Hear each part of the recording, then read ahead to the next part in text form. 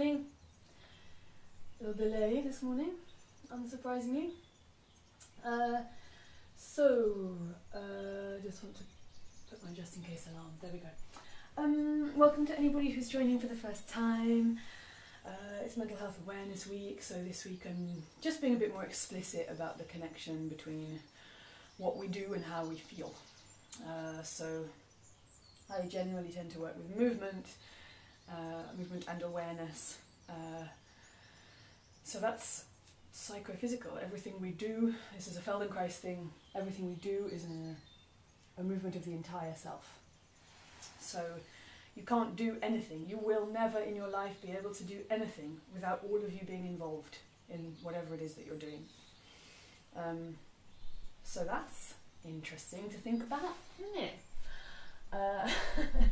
So yeah, I'm going to begin again today, probably blabber a little bit as I go through. But the main thing just to say is that I do everything in my practice that I know is, because I teach, I've got those classes going on Zoom if you want me to see you and feedback and that kind of thing. But in this thing where you're just watching, I can't see you, I can't feedback. So this is me doing my kind of hybrid practice and really just welcoming you to play along in a way. That means you listening to your own body in the way that I'm listening to mine. That might mean that what it looks like, what the outcome is of what you do might be very different to what I'm doing. So it's really, really important you don't feel any sense of obligation to stick with what I'm doing. Take what I'm doing like a score, a kind of choreographic score, a structure for you to explore within. Good. And a sip of water, and then I'm going to lie down.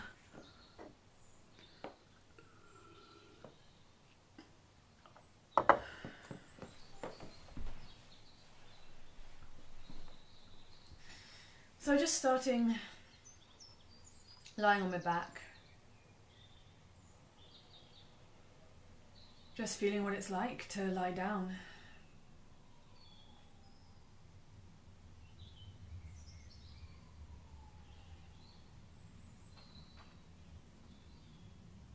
For some reason this morning I feel very aware of my face, the tissue of my face. There's some kind of puffiness, I guess, some kind of feeling of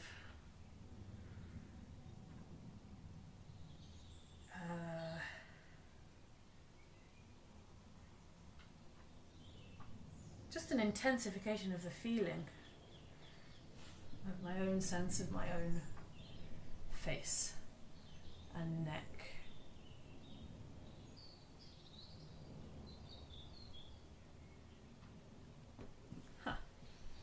I'm just noticing whatever else floats into my field of attention, field of awareness. I've lengthened both legs and I've got both arms long so that I can use this position to come back to as a kind of scan for how am I feeling. I can notice my contact with the ground. That can give me some information about my alignment, how I am organized at the moment, my self-organization.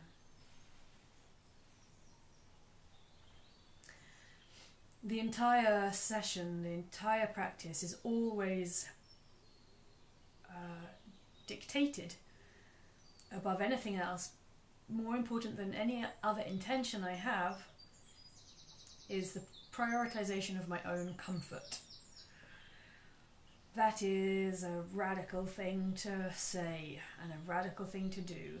And of course, we don't want to go, well, there's a much bigger conversation about being selfish versus taking care of yourself. But at least, even regardless of what you want to debate in terms of self-care versus selfishness, doesn't matter what you think about that, you can still afford 50 minutes where you just prioritize your own comfort above everything else. So, a practice prioritizing comfort so as to create the optimal conditions for learning. That's more Feldenkrais stuff. Having said that, I'm not going to do really Feldenkrais today. But I'm still using this scan of how I'm making contact with the floor, even as I babble and chat. I'm noticing my body, I'm noticing my own three-dimensionality, so I can feel my contact with the floor. The easiest way maybe is just to scan, so I can feel my heels on the floor, their contact is different, the right compared to the left. I'm a little bit more on the outer edge of my right heel than my left. Scanning up through my legs, I can feel the contact in the back of the calves is different. Again, I've got the back of the left calf more in contact with the ground, more the side of the right calf. My right knee is a little more bent than my left. My left leg feels a little longer, straight down from the hip. My right knee is a little more turned out. My right hip is a little more turned out with that bend at the knee.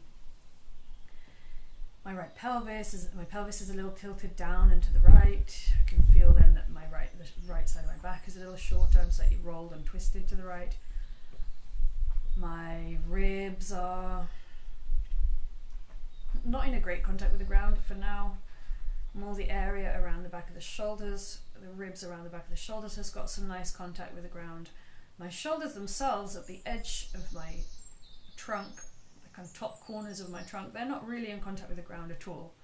So actually I'm pretty tense and weird and kind of curled up and not in a great contact with the ground. Noticing the direction and length of my arms.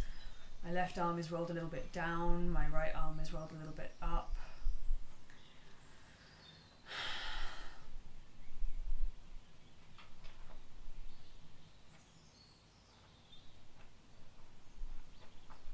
Again, it's as if I'm turning a little bit to my right, basically. So just a basic scan, noticing the volume of myself, or just bending my knees and standing my feet to make my back more comfortable.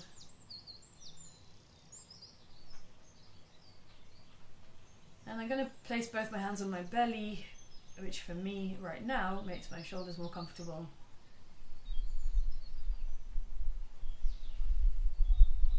And just noticing, entering this kind of state in which I can notice something very, very specific, but at the same time expand my awareness to just take in other things around me or other things that are popping up in my body. So maybe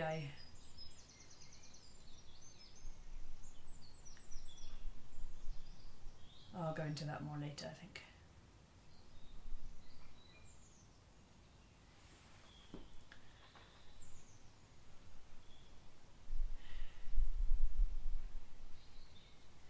I'm going to place my hands on my face with my fingers underneath my eyes.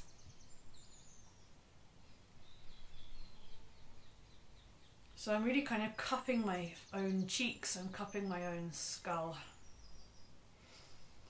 I've got my little finger just on either side of my nose, and my other fingers, they can go over my eye or they can go just to the outside of my eye. But what I'm interested in is feeling the skull, the bony structure of the head, rather than the flesh. So I'm trying to spread my hands out and make contact with my own head, my own face, in a way that I can feel my fingertips are in the bony structure at the top of the temple, near the eyebrows. I can feel the ridge at the top of the eyebrow. I can feel the ridge at the side of the top of my cheekbones that comes right up to the temple. I can feel my cheekbones underneath my knuckles, underneath my middle fingers. I can feel the pads of the hands, like the front side of the knuckles, underneath the cheekbone, the top half of the jaw, of the mouth rather. And my thumb is My thumbs rather are kind of down, hooked up around the side of my jaw. I just want to feel the skull. And then release it. I'm just starting off with a very challenging, because it's so small, little bit of work with the jaw. So thinking of how we hold tension, the jaw is an amazing joint, completely free hanging, so much independence of movement of the jaw. I'm just going to put my fingers kind of on the inner edge of the ear, so my index finger is like just next to my earlobe, in the soft squidgy bit just next to my earlobe, and my middle finger feels the kind of hard bit of the ear. Somewhere around there, sort of around the bottom half of the ear, I can feel the jaw, and I'm just going to open and close my mouth and feel the joint where the jaw attaches.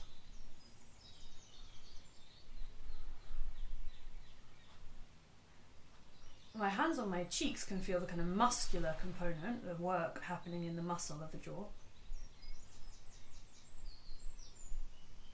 I'm going to be a bit more specific and take away the hands so I don't feel the muscle anymore. I just want to feel the joint. So I've got 3 fingertips, and I have 3 middle fingers.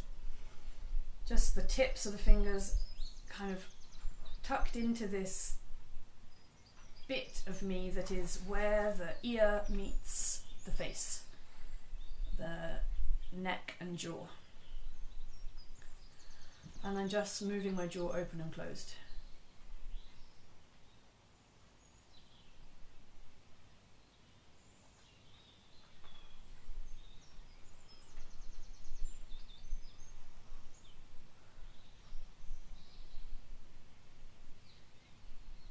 And I just rest my arms down.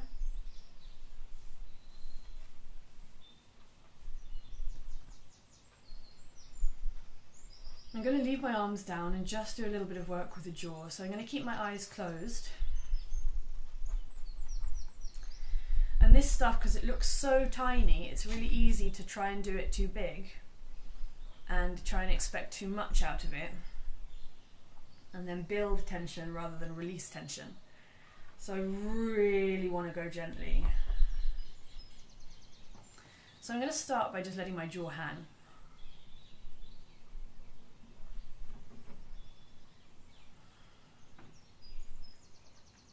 If I just let my jaw completely hang gormless, then I can let my mouth hang open.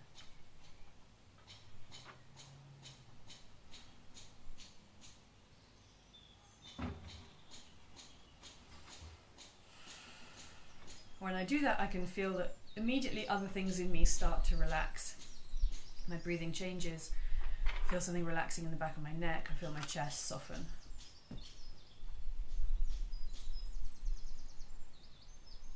I also feel my hips a bit more able to relax. So things just start to release a bit. That's my experience. From that position of relaxing the jaw, I'm going to just begin to protrude the jaw forwards. I always think this is like a little terrier dog with an underbite. So I start to slowly slide the jaw forwards and then let it come back.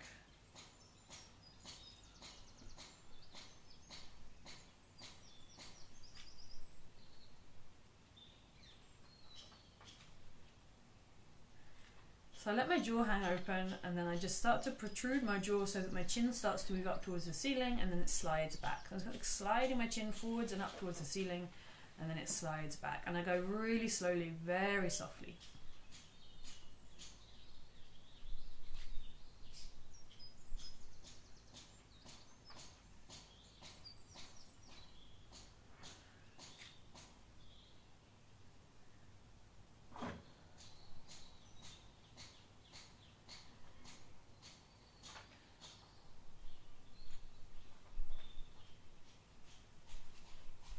And then I rest from that hard labour.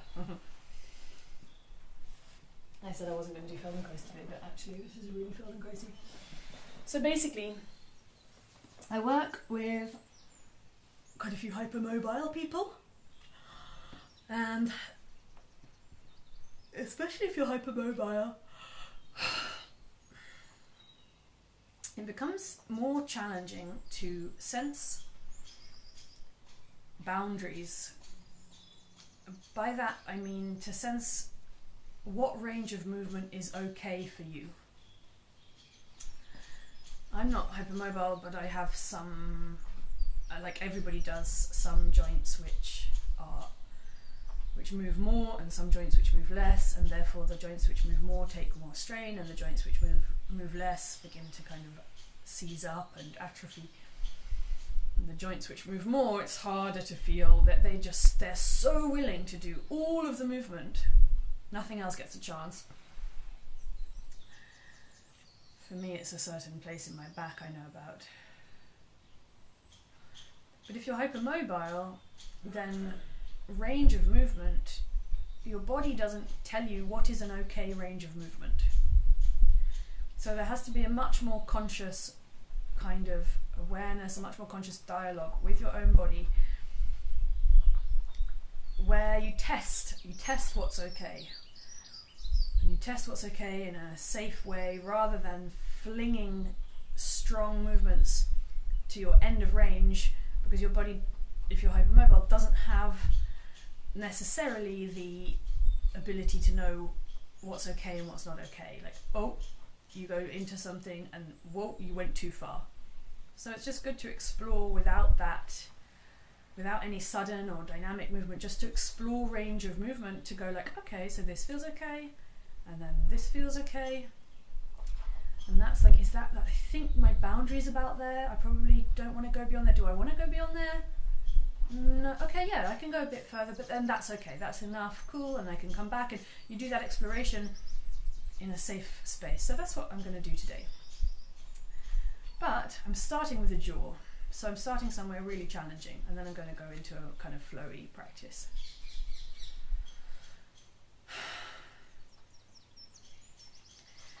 So I do the same thing with the jaw, and I don't want to go to my end of range. I'm not interested to push into strain. What I'm interested is to know what feels okay, what feels good, what feels comfortable. And maybe I can expand my range of comfort. But I'm not going to expand my range of comfort by pushing harder and pushing to my end of range. All I would do by doing that is teach myself how to be tense and to kind of like provoke a reactive response of self-preservation, which means adding tension. So I'm going to come back to the jaw, and I want to just go so softly forwards and back, sliding the jaw, the chin forwards towards the ceiling and then back down.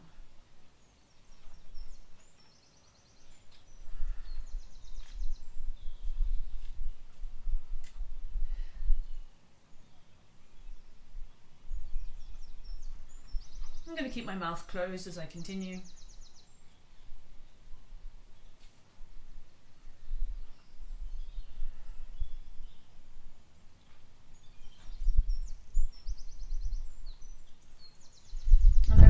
Vary the pace. So if I do it a couple of times and I realize I did it in the same way, like same rhythm, same speed, same dynamic a couple of times, then I think, okay, I'm not getting the most out of that. I could slow it down even more and notice even more. And as I do that, I feel more of myself releasing.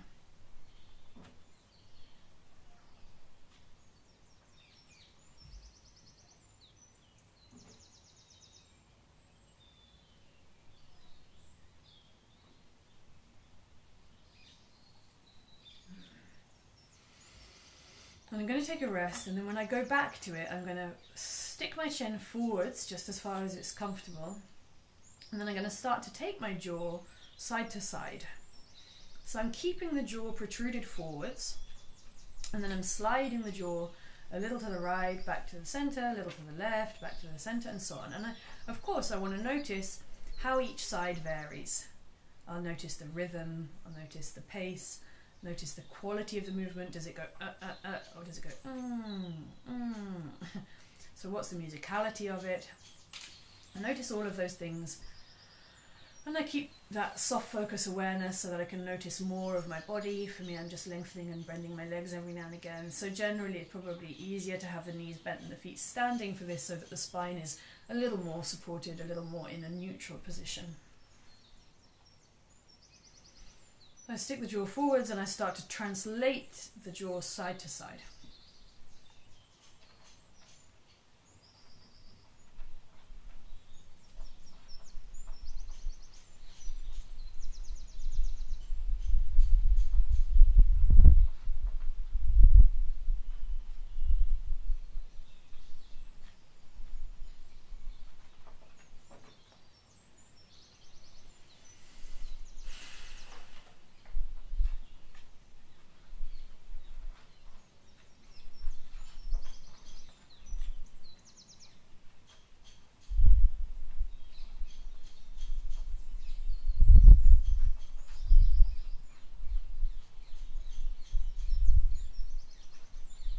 And I just rest and notice what that was like.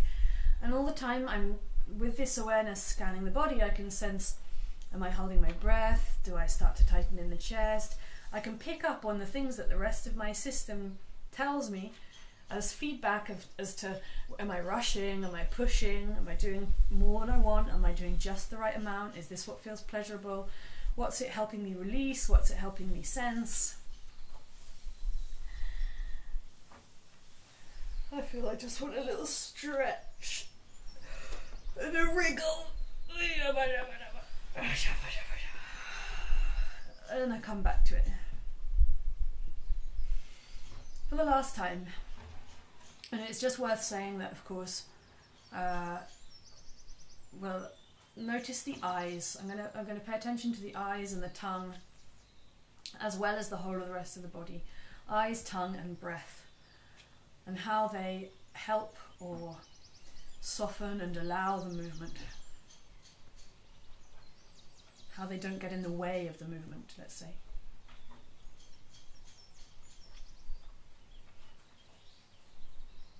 Protruding the jaw and then taking it side to side.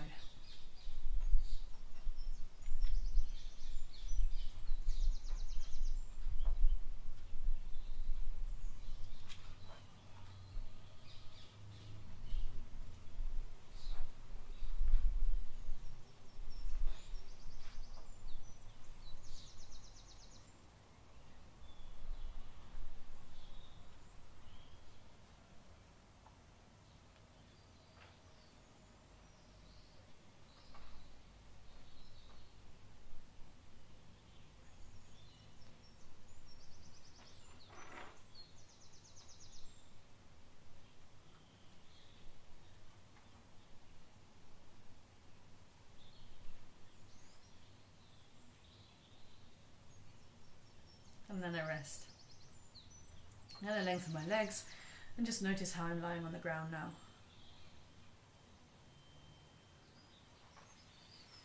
This work with the jaw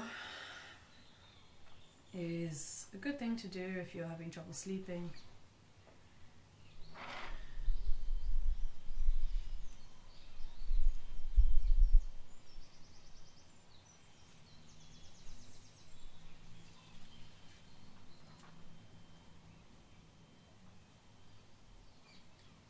In terms of mental health, which is the theme of my week this week,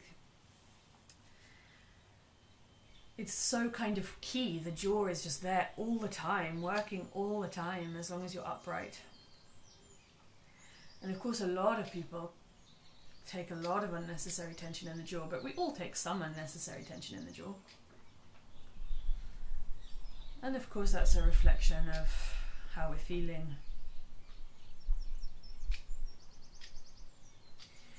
So I'm going to try to slightly change what I'm doing now, and I just want to roll onto my belly just to sort of take myself into a slightly different state. So just rest on my belly for a moment.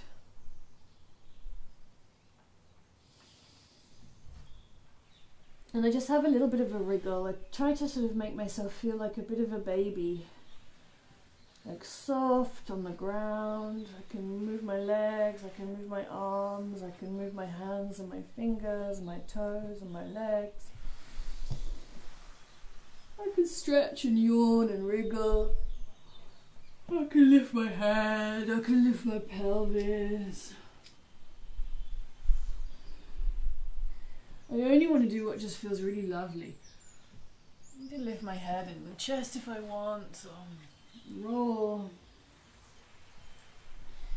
I just want to kind of, basically all I'm doing is going from this experience I just had where I was only intentionally moving my jaw and everything else I was just sensing. There was movement happening, as there always is movement happening in the whole system, but I wasn't intentionally doing any movement, I was only intentionally moving my jaw. And now I'm just very softly waking up, enlivening from my fingers to my toes, from the crown of the head to the base of my tailbone.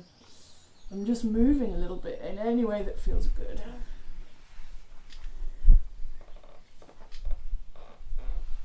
And I'm pushing back. For me, it's comfortable to sit over my heels, big toes together, knees about hip width apart. Just have a little wriggle and a roll here.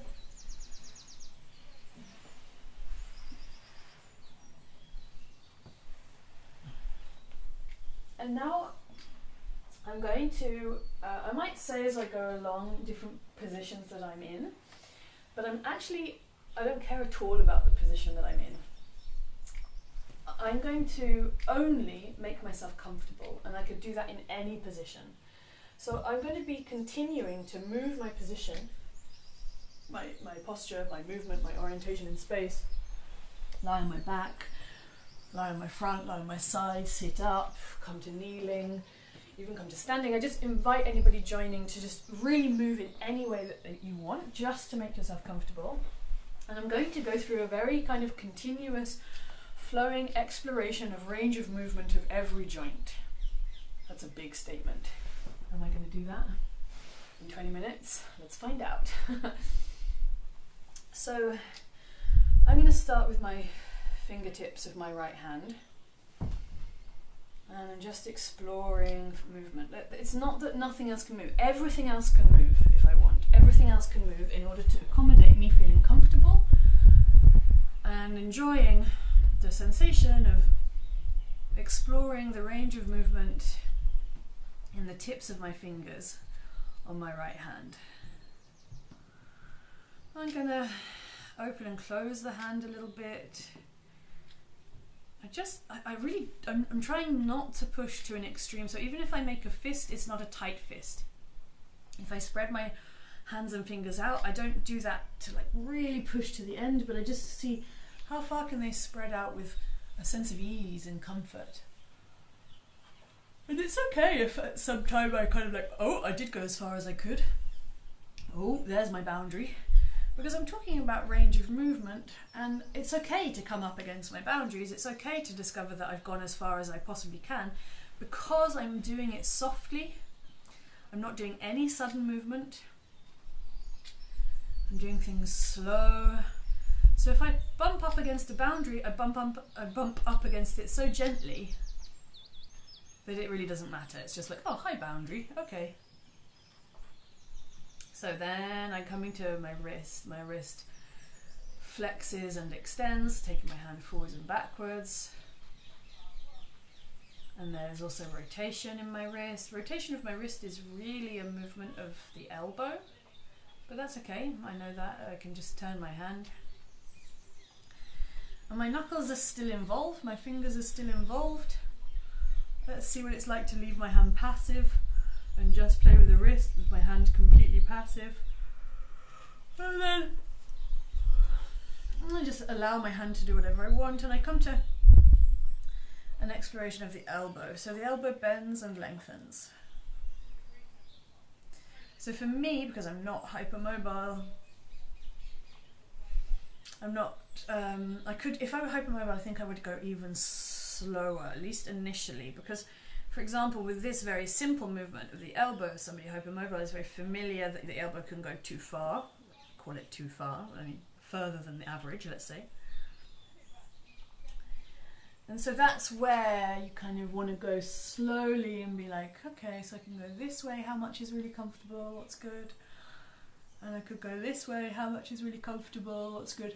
And of course, what's comfortable and what's safe is different in different circumstances. So if you were doing a dynamic movement, some kind of a handspring or a backflip or jumping onto your hands or something, then the alignment of the elbow would matter. The stability of the elbow would matter in a different way than if you were just here lying on the ground exploring a range of movement. So here, all we're doing is articulating all of the joints and getting to know them in a safe space. And there's rotation. I'm going to try to rotate my elbow. And of course, that's a perfect example of how really any movement implicates something else going on elsewhere. So I want to turn my elbow, but that means that my wrist has to turn and my shoulder has to roll. And I'm keeping movement constantly, but I can always change the speed of the movement. I'm going to now explore my shoulder. I'm lying on my side, which is a nice place to be to explore movement of the shoulder. I'm still with my right arm. And I'm only doing what feels good. So I can come up to my boundaries, but softly. I can say, hello boundary. That feels okay in my shoulder. But because I go so slowly, I can also be aware of the rest of myself, of the rest of my body. And I might notice, for example, that there's a boundary in terms of my shoulder rotation, but if more of myself got involved, then I could go further without any strain. So there's quite a clear example. If I want to open my elbow out behind me, open my shoulder out behind me, I feel a kind of beginning of a stretch in my pectoral muscles in the front of the shoulder, in the front of the chest. I wouldn't want to push into that because I'm just mobilizing softly. I'm not trying to get a stretch. But I can take my hand though, my other hand, and I can just feel, oh, hang on a minute, my shoulder connects to my ribs. And if I soften my ribs and allow my neck to move and my head to move and my body to roll on the ground, well, I can find some more opening. I can find a greater range of movement in the shoulder just by softening into it and exploring and feeling how the shoulder connects to the ribs. How the shoulder connects to the ribs. So range of movement isn't just at a joint level, but it's also, or at least I should say how we experience range of movement isn't just a joint level, it's also how things are integrated. So I'm exploring movement of my right shoulder in different ways, and it's nice to circle the shoulder, take it forwards and back, take it up and down. My head can move, my ribs can move. And I'm going to come all the way up to standing for a second, just to stand, let my arms hang, and see how I feel having done that exploration just with my right arm and right shoulder. I can definitely sense the difference in my two sides. And I want to lie down and see how does it feel. Yeah, okay, I can feel that I'm making contact quite differently in the right side of my torso, my right arm, my right shoulder. That's changed. I'm going to keep going on the right side. I'm going to come to my toes. So I'm lying on my back and I just start to explore the range of movement of my toes. Now, if I was doing a Feldenkrais lesson, I could go one toe at a time, and I could take just an hour to explore the movement of each toe, how the movement of each toe relates to all of the other toes, the unique individual character of each toe, and how each toe relates through the foot, up the leg, to my hip, to my center. I've got plenty to explore with the toes, but for now I'm just loosely, softly, slowly, easily exploring all the time, just making myself comfortable, adapting how I'm lying or sitting or rolling. I'm not going to stand to do my toes, to do my leg, but I'm just going to stay on the ground and make myself comfortable while I explore the movement of the toes. And I've gone from now thinking of toes as the bits that are obviously toes sticking out of the front of the foot, to thinking of toes as the whole line of the metatarsals, the whole line of the bones down to the kind of mid-foot, the first like half or 2/3 of the foot, where the whole length of the toe, the bony structure of each toe that you could maybe imagine in a skeleton, the kind of long toes. So I try to sort of move that whole area softly. For me, I feel the range of movement is massively affected by where my leg is. So it's not that I expect a certain range of movement in my toes regardless of what's going on in the rest of my body. If my leg is bent, they do something different. If my leg is straight, they do something different again. And I start to feel that actually I'm already moving my ankle, so I shift my attention to the ankle, and I want to explore, maybe before the ankle, it's nice to think about, what about the heel? Where can I get the heel? What's the range of movement of the heel? Can I circle my heel? And I feel it really has a big effect on the muscles down the side of your foot, and the calf muscles as well. I feel the tissue in the back of my hamstring moving. I'm just going to let the foot rest down. How can I just move the heel? And of course when I say just, it's never just. Things are going on everywhere in order to allow me to move my heel. How can I be comfy? And then shifting my attention to the ankle. The ankle, for me, I feel like in life it's got a big range of movement, but when I don't push, I feel like actually the range of movement is tiny in the ankle. And I just move it around. There's a kind of sticky bit, so I feel like, oh yeah, it goes really easily over there. And then it goes over there. It hardly goes over there at all. Because like, I'm interested, like that bit feels easy and then that bit feels kind of sticky, so, well, how do I deal with that? I could slow down and breathe more.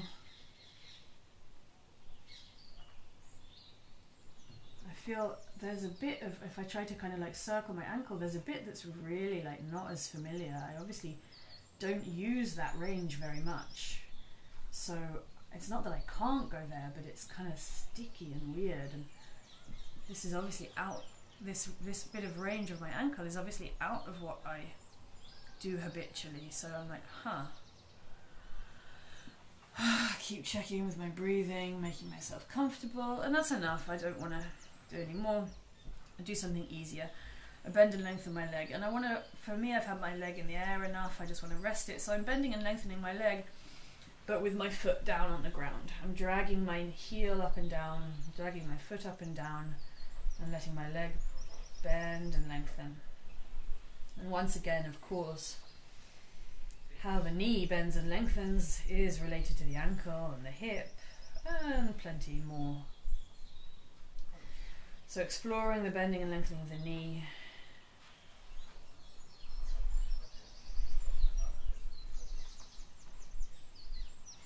I can always use my own hands to support me, so I feel like I want a bit of support around the hip. And I'm just going to take my leg up into the air again. How can I move my knee? And then I'm placing my right foot on the floor, and I'm starting to explore the movement of my right hip. So there's plenty of ways to explore moving the hip.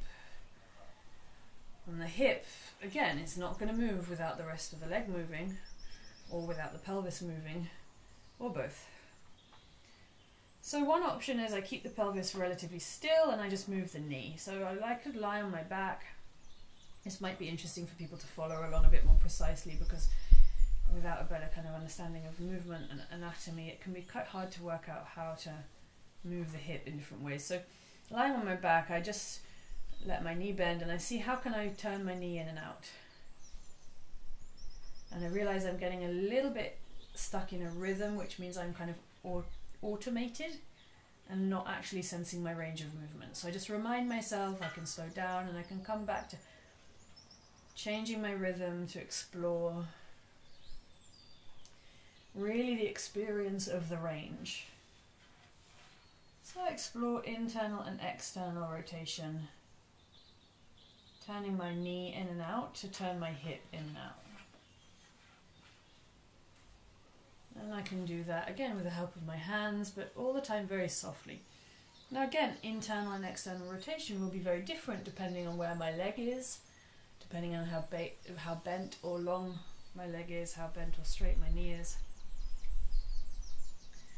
So I lengthen my leg up into the air and I feel, well, what does it do there? And then I just continue to play. So not just rotation, but taking the leg across the body and opening it out to the side. And my pelvis starts to roll, so then I know that I've got to the end of the range of the movement of my hip because it's bringing my pelvis along. So I let my pelvis roll backwards and forwards a little bit. I'm actually supporting the weight of my right leg in my right hand, so I'm using my right hand to support the weight of my right leg.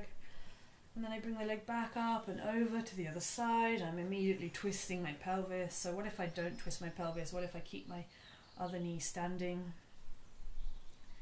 Exploring range. And then I just bend it down and lengthen it up and see what's possible.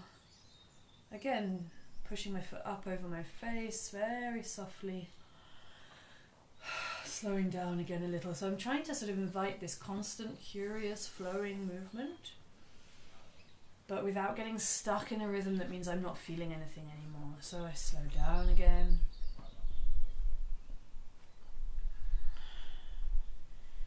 And take the leg down and away from me. And how can I take my leg behind me? So I need to roll onto my side if I want to take my leg behind me. So where can I get my leg behind me? That's opening up the front of my hip joint. Becomes much clearer to me that there's movement in the pelvis and the belly and the back. And this is the difficult direction for me, so I'm playing with rotation of the leg at the same time as extending the hip. Basically, where can my leg go behind me? And can I keep everything else soft? Can I keep my breathing soft? Can I keep my jaw soft?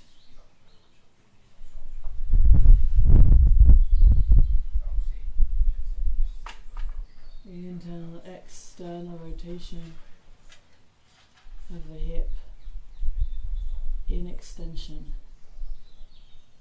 What does that mean? How does that work?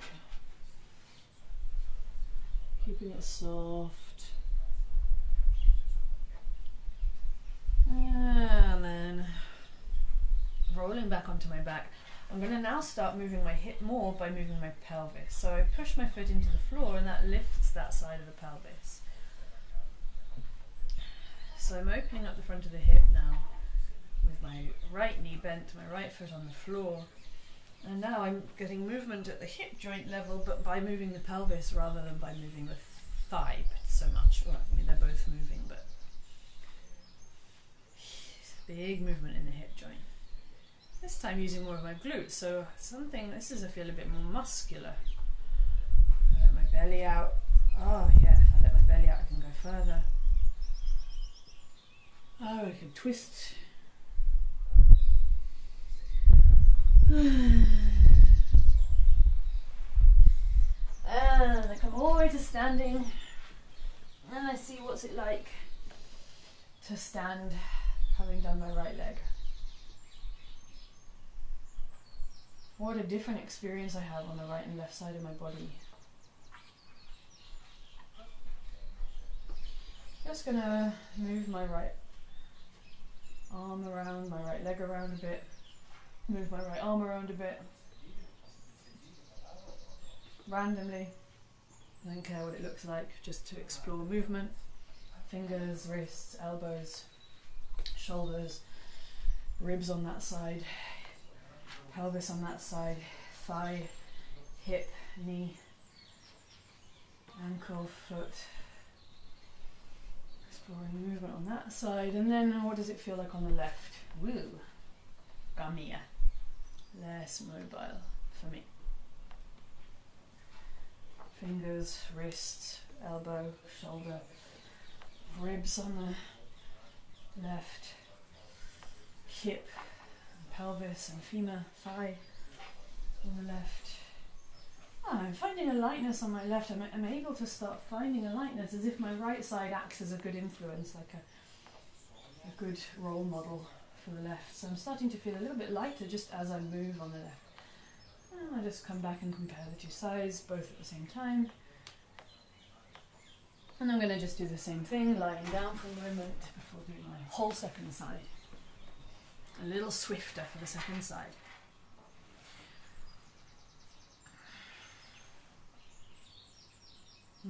Unexpected little tension in my back.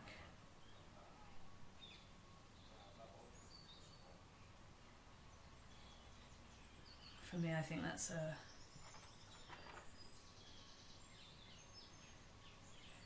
not actually a musculoskeletal origin, but a digestive origin. I've had some tummy trouble over the last couple of days. That affects the musculature around the belly and the back. So I just settle back into the ground. I think I'm going to bend my knees and stand my feet, just scan how I'm feeling, the two sides of my body. I'll start with my fingers on the left. In the laziest way I can, my elbow is still resting on the ground. What about just my thumb? What about just the movement of the thumb?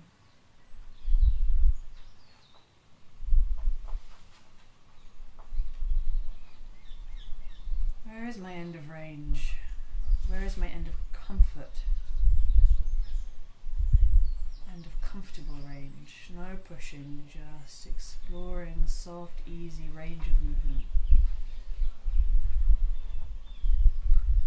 And then the fingers. The fingers bend and lengthen. The fingers fingertips can come together and apart. A lightly held fist. Spreading out the fingers. And then just like with the toes, there's a kind of way of thinking of the fingers not just as the visible bit, but the bony structure all the way down to almost the wrist. So I kind of waggle my fingers. If I keep my fingers straighter, not completely straight but straighter, then I can waggle my fingers slowly a little backwards and forwards and feel the range of movement in the hand. My middle finger, for example, feels like it goes less far on its own. Staying soft in my breathing, my chest can release a bit again, my jaw can release. I can have my eyes open or closed whenever I want. Then I come to the wrist. My range of movement at the wrist is different if I have my hand open or if I make a light fist. I can bend and flex the wrist, I can rotate it side to side, I can circle it.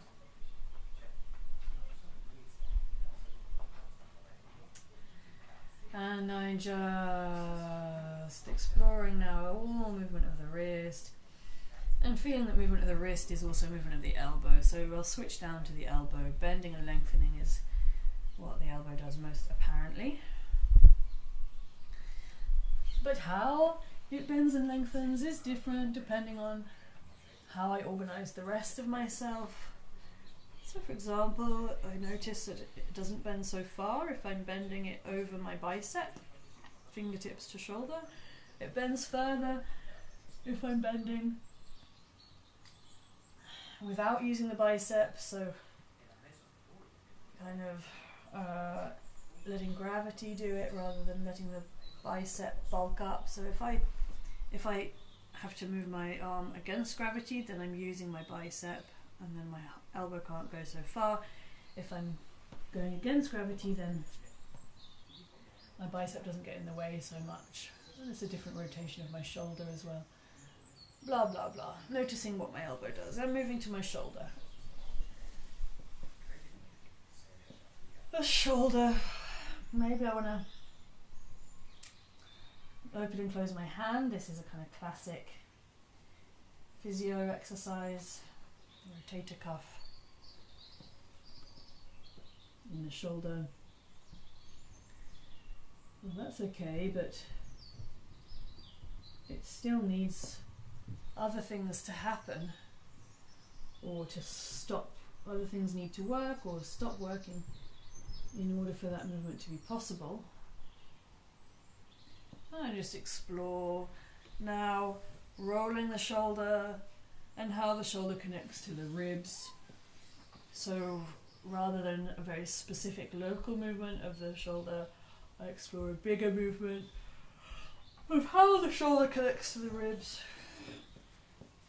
And that can really dictate how I lie on the ground, and I can feel my ribs rolling. Isn't that nice?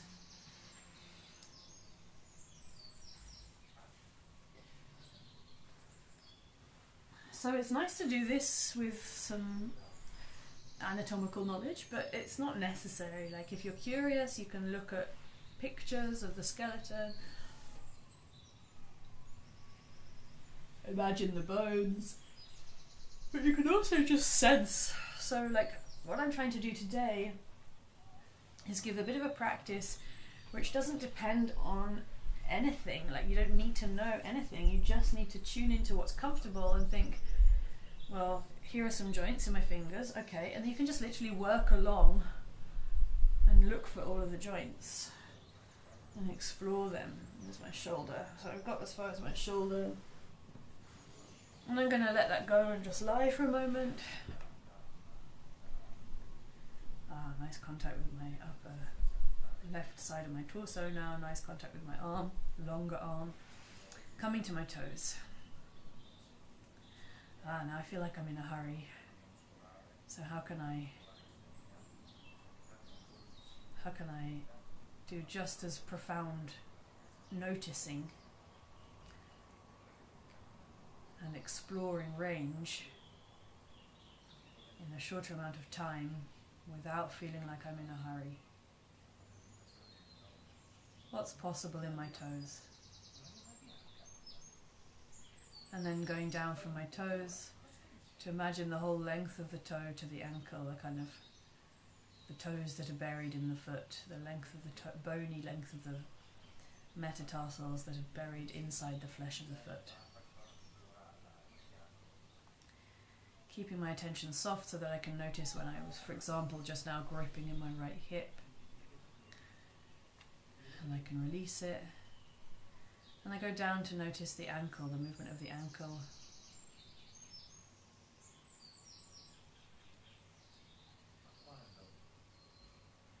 Playing with the movement of the ankle with my knee more or less bent, so of course the movement of the ankle changes depending on the position of the rest of the foot and the position of the leg. So just rest it down for a moment. And then I want to play with the heel, so the heel, how can I move the heel? When I move the heel, that's where I feel like, oh yeah, there's actually movement in my ankle that I don't normally go. I don't normally go there. So what if I try and circle the heel? I do it softly. There's effort of attention. Effort in how do I get there? How do I get there? And soften and release, and I could move onto my side or roll on my belly and do the same thing. How can I circle my heel?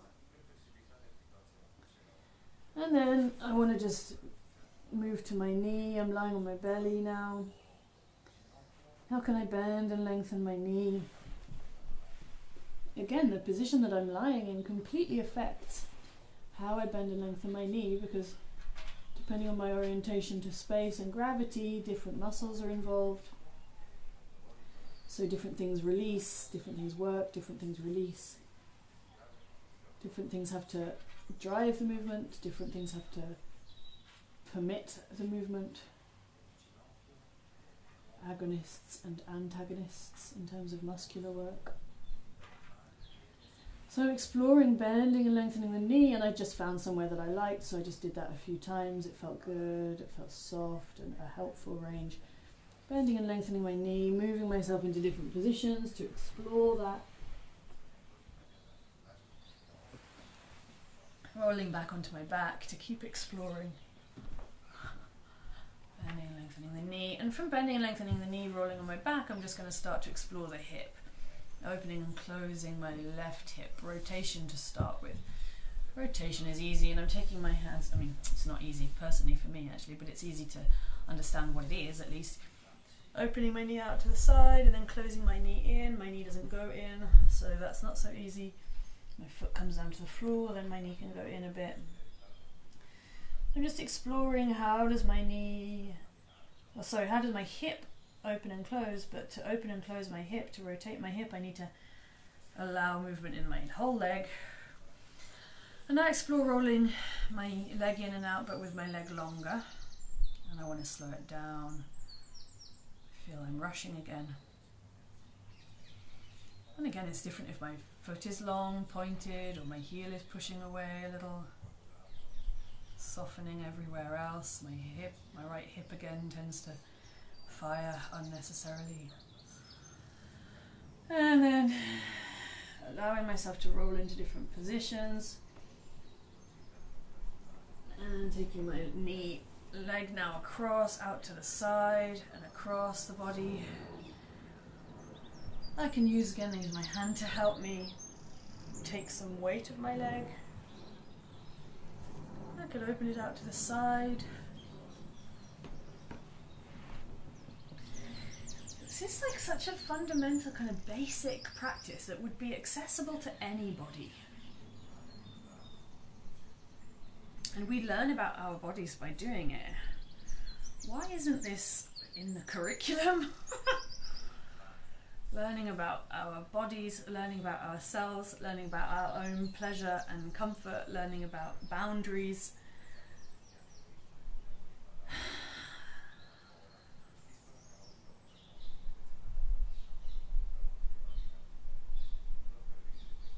Thinking of, like, why isn't this, never mind, different conversation. So, taking my leg out to the side and closing it, and then from there I'm just wanting to take it forwards and back, so I roll onto my side, onto my right hand side, so that as I work on my left leg I can take my knee up behind me and then take my leg up behind, so my knee up in front of me or my whole leg up in front of me, and then take my whole leg behind me. So I'm supported by the floor as I gently roll and allow myself just to explore the movement of the hip.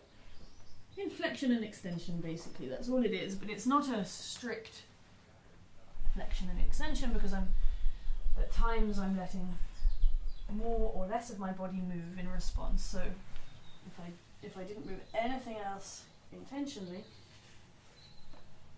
then I could get what you would call a truer movement of the hip, like I would teach in a Pilates lesson. Restrict movement elsewhere.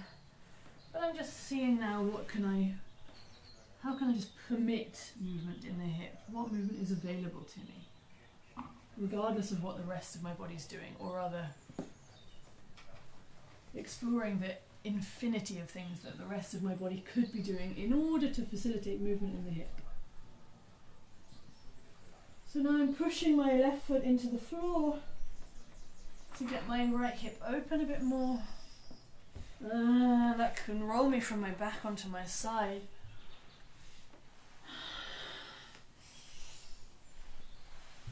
And then I'm just going to lie for a moment, see how I feel.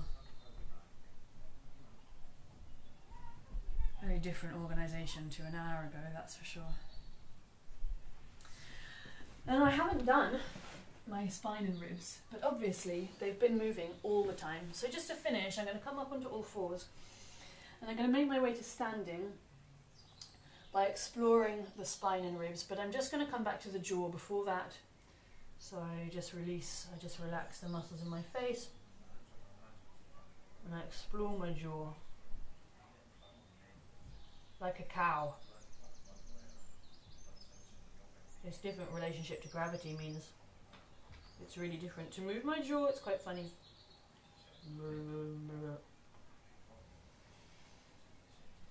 And then I'm just shifting my weight, shifting my attention to my spine and ribs, and I'm just trying to very softly, very small movement, explore the basic movement of my spine and ribs. Obviously I could do just spine and ribs for another lifetime. But I'm just interested to see what feels nice, what feels good. And just for anybody who's not so familiar with movement in general, you've got basic rounding and arching. You've got side bending. And you've got rotation.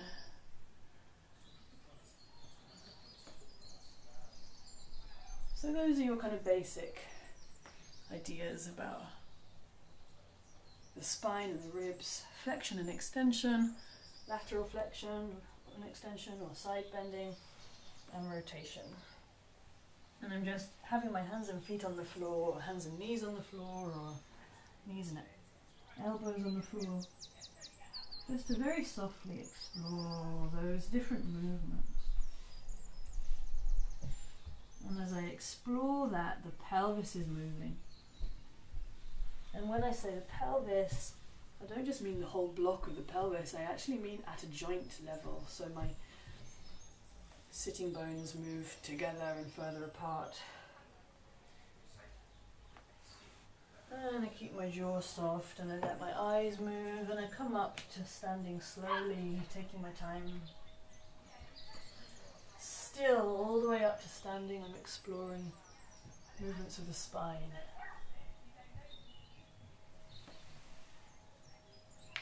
And of course, what's possible in the spine is completely dependent on how the rest of me is organized. Again, my knees bent or long, where are my shoulders? And I just come up to standing and I just have a general little exploration of my joints, my spine and my ribs, opening, closing, hips, only what's comfortable and what's soft.